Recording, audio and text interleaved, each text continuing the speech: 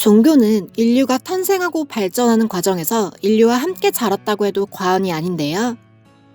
이 정도로 인류와 종교는 뗄래야 뗄 수 없습니다. 오늘날엔 거의 사라졌지만 고대의 종교의식엔 대부분 산재물을 바치는 종교의식이 있었는데요.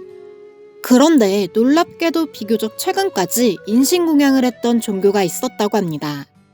인신공양은 말 그대로 살아있는 사람을 의식용 제물로 바치는 건데요. 인신공양이라고 하면 동양에서는 기껏해야 순장 정도가 떠오르는데 중남미에서는 비교적 최근인 1500년대까지 인신공양을 했다고 합니다. 누구나 한 번쯤 들어보셨을 아즈텍 제국을 세운 아즈텍인들은 원래 중남미에 살던 원주민이 아닌 북쪽에서 내려온 이주민이었는데요. 굴러온 돌이 박힌 돌 뺀다고 아즈텍인들은 무력으로 중남미 일대를 장악하고 테노치티틀란이라는 도시를 세우게 됩니다. 이렇게 중남미 지역을 장악한 아즈텍인들이 믿는 종교의 세계관은 다소 특이했는데요. 사실 고대의 종교는 잘 먹고 잘 살게 해달라가 기본이었습니다. 그럼 그냥 잘 먹고 잘 살게 해달라고 빌었으면 될 텐데 그러기엔 중남미의 자연환경은 잦은 재해 때문에 굉장히 척박했습니다. 그래서인지 아즈텍인들은 자신들이 사는 세계가 주기적으로 멸망한다고 믿었습니다. 때문에 세계 종말을 늦추기 위해서 태양신께 인간의 심장을 바쳐야 한다고 믿었습니다. 이 뭔 개소리야!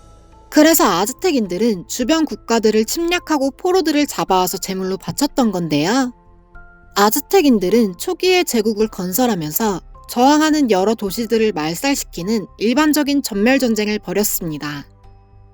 하지만 이런 전멸전쟁은 아무리 강한 아즈텍인들이라고 해도 부담이 될 수밖에 없었는데요. 일반적으로 이런 상황에서는 조공의 형태로 부담을 줄일 수 있었지만 아즈텍인들은 제사를 지내기 위해 인육이 필요했고 이 때문에 평화적인 외교관계가 성립되기 힘든 상황이었습니다. 결국 아즈텍인들은 제국을 유지하기 위해서 꽃전쟁을 진행하는데요. 예쁜 이름과는 달리 이 꽃전쟁은 사람을 죽이고 도시를 멸망시키는 게 목적이 아니라 인신공양을 위한 포로를 산채로 잡는 게 목적인 전쟁이었습니다. 아즈텍 제국의 힘을 과시하면서 동시에 인육도 확보하는 방법이 이것뿐이었거든요. 아즈텍 제국은 이 꽃전쟁을 수행하기 위해서 귀족이나 평민계층에서 일종의 외교관인 포치테카를 만들었는데요. 이 포치테카들은 표면상 아즈텍 주변 국가의 일종의 외교사절로 파견되었지만 사실은 아즈텍 제국을 위한 스파이 활동을 수행했다고 합니다.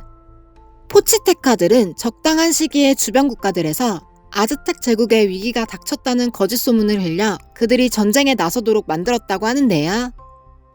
그렇게 전쟁에 참여한 이들은 대부분 아즈텍의 압도적인 군대에 밀려 포로로 잡혔고 그대로 인신공양을 위한 제물이 됐다고 합니다. 이렇게 잡아온 포로들은 그냥 바치는 것이 아니라 신에 따라서 각각 다르게 바쳤는데요. 사랑과 미의 여신인 소치케찰에게는 소녀를 제물로 바쳤고 작은 시종을 데리고 다니는 신 틀랄록에게는 어린아이의 피만 바쳤다고 합니다. 제물이 되는 포로들은 거대한 제단 위에서 산채로 포박당해 심장이 뽑히는 것이 일반적이었는데요. 사제들은 포로들의 살가죽을 벗겨서 입고 풍작을 기원하는 춤을 추는 등 지금으로서는 다소 이해할 수 없는 엽기적인 제사의식을 진행했다고 합니다. 그러고는 심장과 가죽을 제외한 포로들의 시체는 제단 아래로 던져버리는데요.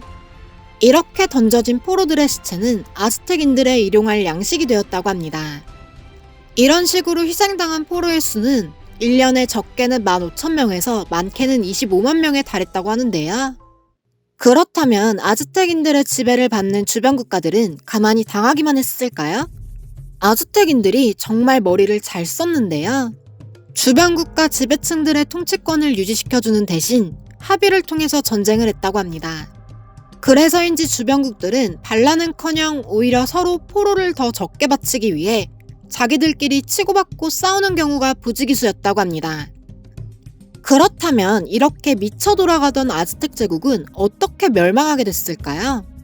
때는 대항해 시대로 유럽의 각국들은 새로운 신대륙 개척에 나섰고 중남미에도 이방인들이 들이닥치게 됩니다. 뒤늦게 사태 파악이 된 아즈텍인들은 멸망할 때가 돼서야 주변 국가들에게 도움을 요청하지만 씨알도 안 먹혔는데요. 도와주긴커녕 이방인의 편에 서는데요.